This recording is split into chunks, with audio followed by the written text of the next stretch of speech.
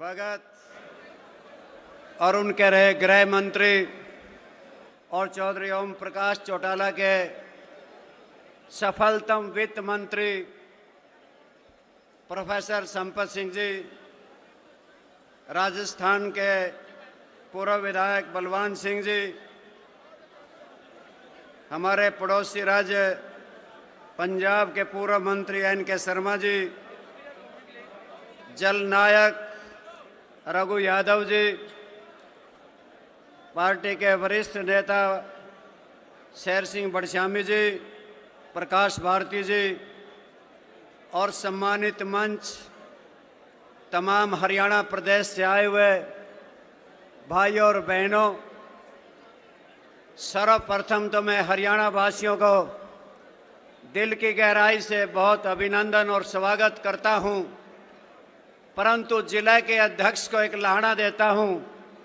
नफे सिंह लाली जी, आपने जब स्थान का चयन किया तो यह स्थान छोटा पड़ गया।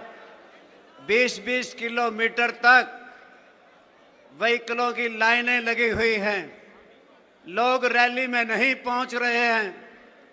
इस बात का पहले ही अंदाजा था कि हरियाणा प्रदेश के गांव-गांव और शहर-शहर में चौधरी देवीलाल के प्रति अपनी आस्था झलक रही थी। इस रैली को नहीं बल्कि आज इस रैली को मुबारकबाद देता हूं, बहुत बधाई देता हूं। साथियों, चौधरी देवीलाल के बारे में बहुत सी बातें आपके बीच में मेरे से पूर्व वक्ताओं रखी, परंतु मैं एक बात आपके बीच में रख रहा हूं, जरा उस बात को गौर से सुनना। इस देश के प्रधानमंत्री विश्वनाथ प्रताप सिंह जी थे और चौधरी देवीलाल जी उप प्रधानमंत्री थे।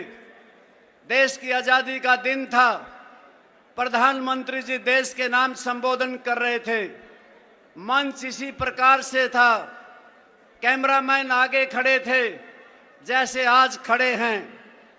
जब देश के प्रधानमंत्री ने भगवान कृष्ण का नाम लिया तो कैमरामैन ने कैमरा मंदिर की ओर घुमाया। जब गुरु नानक जी का नाम लिया तो कैमरामैन ने कैमरा गुरुद्वारे की ओर मोड़ दिया। जब ईसा मसीह का नाम लिया तो कैमरामैन ने कैमरा गिरजाघर की ओर घुमाया। जब प्रधानमंत्री ने इस्लामी पैगंबर का नाम लिया तो कैमरामैन ने कैमरा जामा मस्जिद की ओर घुमाया। जब किसान का नाम लिया तो कैमरामैन ने कैमरा चौधरी देवीलाल के सीने पे रख दिया। वो किसानों के मसीहा थे। मैं और बातों का जिक्र नहीं करना चाहता।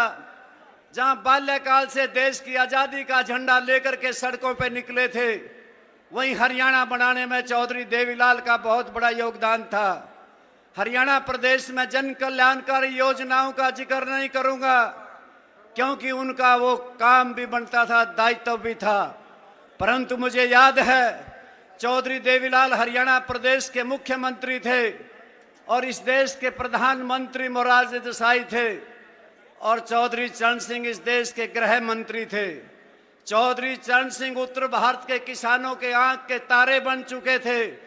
मोरारजी देसाई ने चौधरी चरण सिंह को बर्खास्त कर दिया।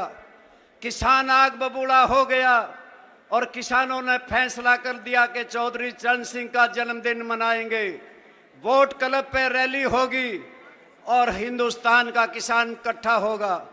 तो चौधरी देवीलाल ने भी ऐलान कर दिया कि मैं भी वहां पे आऊंगा। तत्कालीन प्रधानमंत्री मोरारजी देसाई ने चौधरी देवीलाल को बुलाया और ये कहा कि आप इस रैली में नहीं आओगे। तो चौधरी देवीलाल ने कहा था कि मैं किसान का बेटा पहले हूं, बाद में मुख्यमंत्री हूं, लाखों किसानों को लेकर के दिल्ली के बोट क्लब पे आऊंगा और किसानों का झंडा लाल किले पर लहरा करके जाऊंगा। साथियों, रैली हुई थी, देश में परिवर्तन हुआ था, मोरारजी देसाई की सरकार गई थी और चौधरी चरण सिंह इस देश के प्रधानमंत्री बन करके झंडा लहराया था। साथियों, वो थे चौधरी देवीलाल। चौधरी देवीलाल के नक्शे कदम पे चौधरी ओम प्रकाश चौटाला ने भी हरियाणा प्रदेश के ग्रामीण शहरी अंचल का बहुत विकास कराया। परंतु एक नौबत आई थी किसानों, हमारे ऊपर 3 काले कानून थोप दिए गए थे। 3 काले कानून के खिलाफ देश के किसान लामबंद थे, दिल्ली में बैठे थे।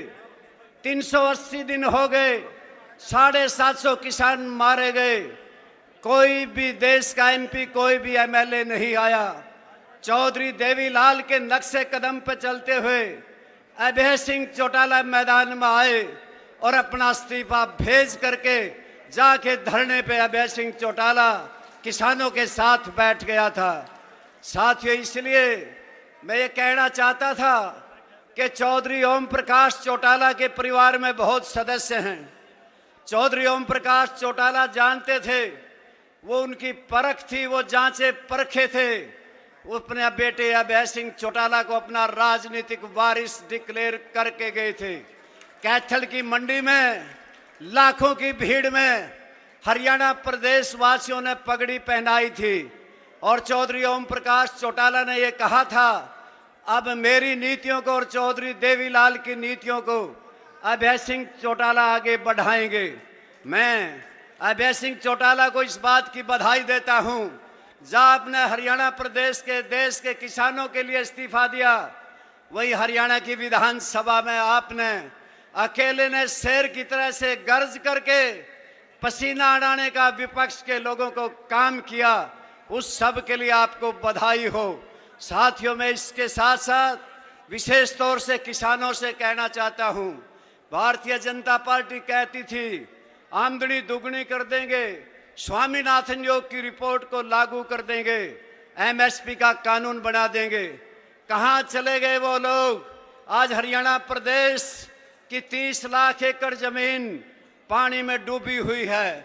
आज हमारे मुआवजे कहां चले गए? डीएपी और यूरिया खाद कहां गया?